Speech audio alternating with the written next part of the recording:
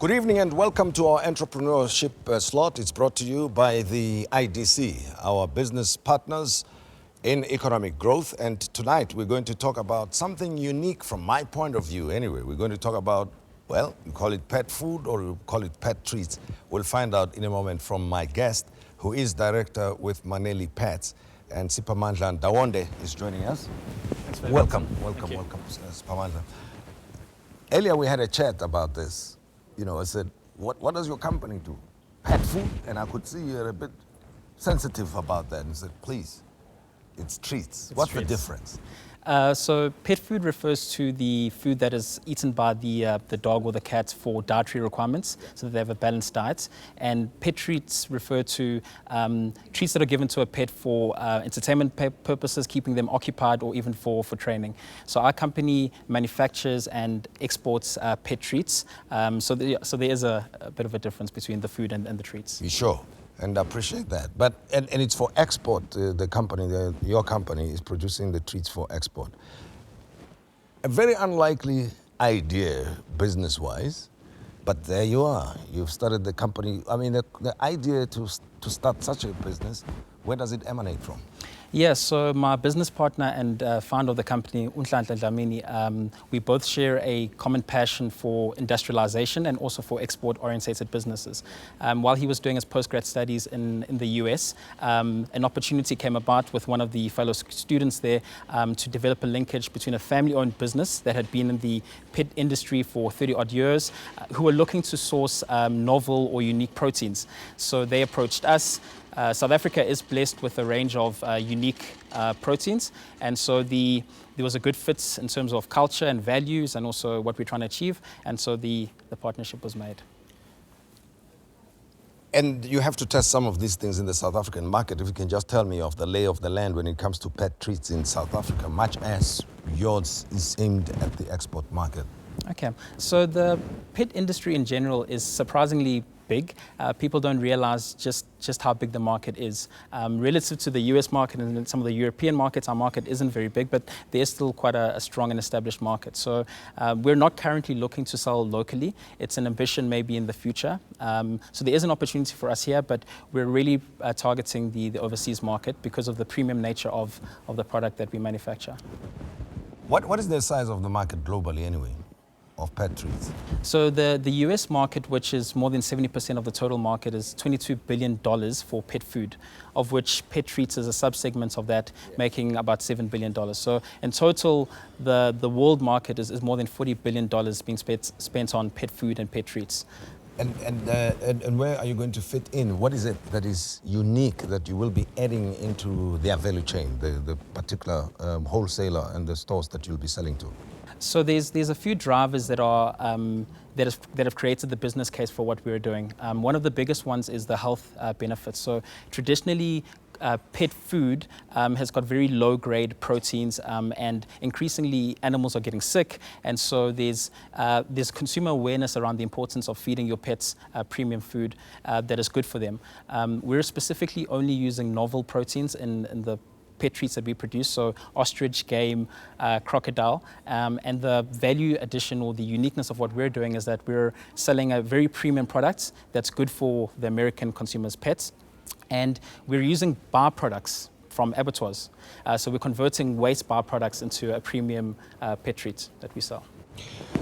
Let's come back to how you went about establishing the business. I mean, the first thing was the fact that the founder of the company, your partner, met a connection in the United States, and then the connection was involved in this business, which tells me that relationships count, right? It's one of the key things in business. Absolutely. We have got this far on the manufacturing perspective because of some of the IP that's been shared with us. We've put in a lot and we've invested a lot, but there's no doubt about it. Without reliable partners, good relationships on the marketing side as well as good funding partners, there's no way we would have been able to get here as quick as we've been able to do. Notwithstanding that fact, this is something unique, actually, you see, with respect to you, for a young entrepreneur or business person to think outside the box and look for something in a market that traditionally, if you allow me to say so, you would never have thought about. True. Very So true. what do you call that then? I mean, it's a lot of people fail or do not succeed in business because we all do same old, same old. Now you've chosen something different, and on top of that, you're going for the international market right away, thanks to the relationship, obviously. But what would you call that thing, to be willing to take a risk in something that initially you are unfamiliar with? Yeah, so I think as a team, and Nhlanhla will share my views, we're an ambitious group of guys, and we have a passion for the industrial sector in and itself. And so the opportunity to do something different excites us. It's not something that I look at and say, I don't want to do that. If it's unique, we know that there's a high chance of it succeeding. And one of our values is to try and develop opportunities which will drive new growth and new jobs. And so anything unique puts you in that realm, which is what we aspire to do. And tell me about the strengths of yourself and your partners in putting together your company, as well as getting it started and the whole stuff that you have to do, you know, the operations of it, the development of the market, the IP, and the funding thereof. Yeah, so there's a lot of moving pieces. Fortunately, in addition to myself and Nhlanhla, we've got a team, and we've divided out the different work streams that we need to do in order to build up the company. So we've got a range of different skills in the company, some with an engineering background, some with a strong finance background, some with a strategy background, some with a business development background, and we kind of put all those skills together and work as a team in doing what we need to do to be successful. And have you started your plant yet? Have you started production? We've been running production at a very small level for the last sort of 12 months, which have gone successfully, and we've successfully sent products to the US, which has been well received. And now we're ramping up to the launch of the factory to do commercial production, and that will be in Q1 2017. And your relationship with the IDC, where does it start and how far does it go? Yeah, the relationship with RDC has been critical. Very early on, when the concept was starting to find legs, we introduced ourselves to the RDC to say, this is what we're doing. Please expect to see us in a few months' time, because we believe we've got something viable. And what's been great is working with the division within the RDC that understands agribusiness. That's been something that's been refreshing. And so the group of individuals we've worked with there didn't take too long to understand the concept. So it's been a good experience. And of course, you need to get the byproduct from your suppliers, right? You mentioned something about that. How did you go about identifying the abattoirs and whoever the other suppliers may be? Yeah, it's a good question. Because of the nature of the premium product that we produce, we do have to work with export approved and established suppliers who can also supply us with the volumes. In addition to that, because we only focus on novel proteins, there's only so many suppliers in the country who can do that. Again, we're very thankful to the individuals who've chosen to back us and have become our partners in this venture. So the relationship has built over a number of months, where there's been sharing of information on both sides, and yeah, we're very thankful to have those partners on board. Let's talk about the specific business, Maneli Pets itself, lessons learned, trying to put the plant together, and the decisions you made, whether to have your own branding or not to have it. What made you decide to provide the product without necessarily branding it? Yeah, so there's a couple of things that influence that. One is, like you say, we're young entrepreneurs. We've never done something at this scale in the industrial space, and we thought, let's rather pick our battles. Let's understand manufacturing, bed that down, learn from those who've done marketing and branding before, and over time, potentially, who knows, we can then venture into that.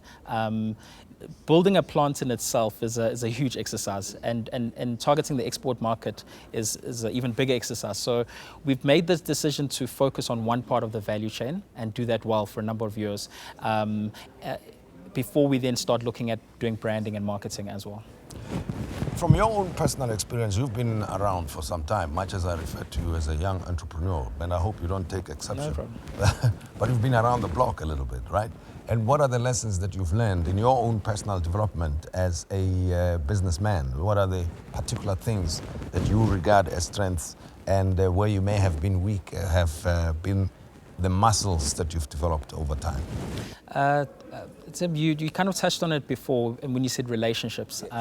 People don't realize the full extent of what that means. So I think actively pursuing good relationships and building on those is key. A good team is critical. You can't take on something like this by yourself. Having a long-term vision, so not looking to cash in after a couple of years. This is a 10, 15-year journey. And then having the resilience and the grits and the energy to hang in there when things start to get a bit difficult. Short-term aspirations of the company, short to medium term at least? Well, we're all systems go to send our first container to the US in Q1 2017. We have a 6-7 year strategy to build new proteins into our line. So in addition to ostrich, crocodile, and game, there are a range of other novel proteins which we'll bring. So we want to develop the largest production facility of this nature on the African continent and continue to grow that. And we think there's huge opportunity to maximize our capacity and continue to build similar plants for Maneli pets, that is. Is it correct, you call it byproducts, for me to think that we're talking about offal from those animals? Am I right? It's correct for one of our product lines. Yeah. We use off trimmings of meat Yeah. as one of the byproducts. We do use some offal, the organs, Yeah. and we do use the bones and the tendons. Okay. Well, there you are. Siphamandla, thank you very much for talking to us. Thank you, Tim. I appreciate it. To many of our viewers, tenders, bones, offal of crocodile and ostrich, we just see it as waste and something that belongs to the wild and that's got nothing to do with us. And for you, it's business. It is. It's money. It's export product. Yep. It's a treat. It is indeed. For a pet. It is. And your customers, the pets in the United States, looking forward to top quality products Absolutely. from your company. Much appreciated. Thank Thank you you very very much. much I for appreciate talking to it. us. Okay. Siphamandla Ndawonde is director of Maneli Pets and talking to us about this unique product that they have developed in South Africa for export in the US and under the company brand Maneli Pets. And we'll wish them success. We hope that they will do well in the US and get other South African products to enter those markets as well. And this feature was brought to you by the Industrial Development Corporation. We support South Africa's economic growth.